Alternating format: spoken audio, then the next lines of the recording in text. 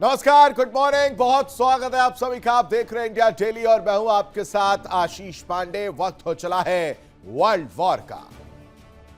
आज बात होगी उस स्वयंभू सुपर पावर की जिसके घमंड, अहंकार और कूटनीतिक पाखंड ने पूरी दुनिया को महाविनाश के मुहाने पर खड़ा कर दिया है। ऐसी स्थिति बना दी गई है कि रास्ता ढूंढने से भी नहीं मिल रहा है। अमेरिका एक ऐसा देश जो होठों पर शांति का गीत गाता है, लेकिन उसके हाथों में हमेशा बारूद की गंध होती है। यानी सामने कुछ और प्रिटेंड करना है और पीठ पीछे कुछ और तैयारी चल रही है।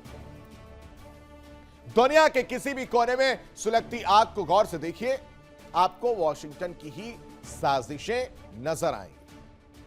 आज हम बेनकाब करेंगे अमेरिका की उस दोहरी और रक्त नीति को जिसने अपने मुनाफे के लिए, अपने फायदे के लिए पूरी मानवता को तीसरे विश्व युद्ध की आग में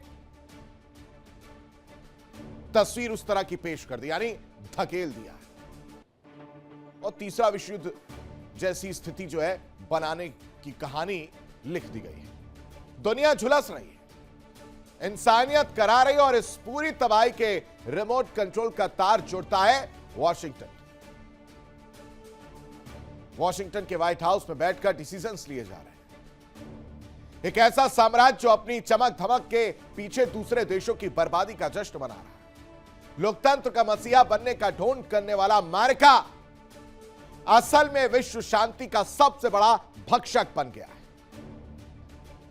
इसकी कूटनीति की स्याही हमेशा निर्दोषों के खून और उन खून से ही लिखी जा रही है। लेकिन अब वॉशिंगटन के पाखंड का घड़ा भर गया दर्शक।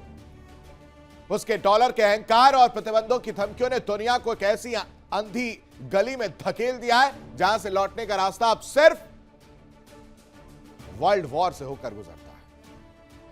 दुनिया अब अमेरिका की स्वार्थी चौधराहट को बर्दाश्त करने के मूड में नहीं है और अगर तीसरा विश्व युद्ध हुआ तो इतिहास चीख चीख कर गवाही देगा कि इसकी नींव व्हाइट हाउस में रखी गई थी। आज समझाएंगे कि कैसे एक देश के लालच ने, कैसे एक देश के स्वार्थ ने, एक सुपर पावर की सनक ने 800 करोड़ की आबादी को बारूद के ठेर पर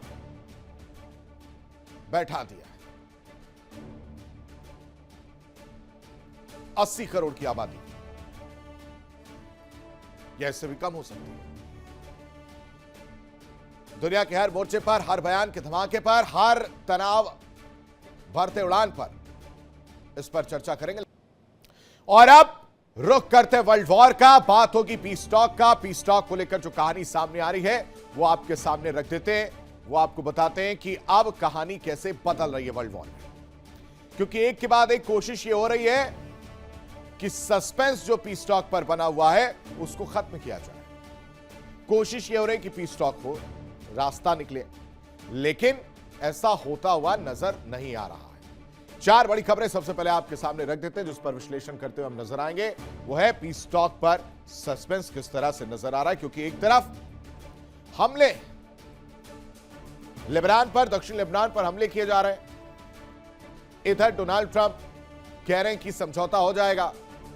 आज की बात कर रहे हैं कि डील फाइनल हो गई है, साइन हो जाएगा, सब कुछ ठीक हो जाएगा, स्ट्रेट ऑफ हॉर्मुज खोल दिया जाएगा। लेकिन ईरान इन सभी चीजों को दरकिनार कर रहा है। ईरान कह रहा है कि अभी ऐसी कोई स्थिति नहीं और इसको लेकर सस्पेंस बरकरार है। क्या है इनसाइड स्टोरी आपके सामने रखेंगे, लेकिन दूसरी बड़ी खबर जिस पर चर्चा करते हुए हम नजर आएंगे वो है अमेरिका का ट्रंप कार्ड। ट्रंप कार्ड इसलिए दर्शकों क्योंकि पहले जिसके साथ मिलकर जिस पर हमला किया, जिसको नुकसान पहुंचाया, जिसको लेकर दावे किए गए, अब उसके लिए अपने उसी साथी के साथ लड़ गए, यानी इजराइल के साथ। उधर भी अपनी बातचीत की और इधर भी जो है ईरान के साथ समझौते वाली बात निकलकर सामने आ रही है। ये ट्रंप कार्ड क्या कहता है इसकी इनसाइड स्टोरी आपको 1 घंटे में बताऊंगा, लेकिन तीसरी बड़ी खबर जो इस पर चर्चा करेंगे वो आपको बता देते हैं। तीसरी बड़ी खबर है वो है अब ट्रंप ने नेतन्याहू को धोखा देने का काम कर दिया और इन दोनों के रिश्तों में इस तरह की बात जो है वो आम हो गई।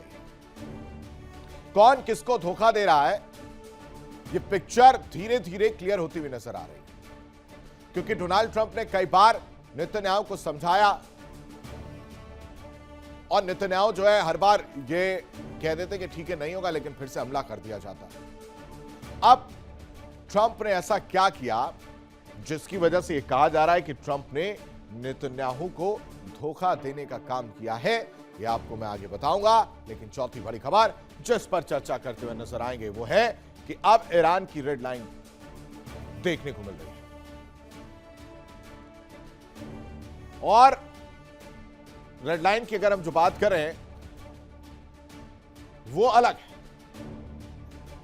कई तरह के बातें, विवाद और दावे निकलकर सामने आ रहे हैं, लेकिन सबसे पहले आज की 4 बड़ी खबरें का रुख कर लेते हैं। इस वक्त की बड़ी खबर आपको बताते हैं कि ईरान पर अमेरिका का एक बार फिर से बड़ा हमला देखने को मिला है।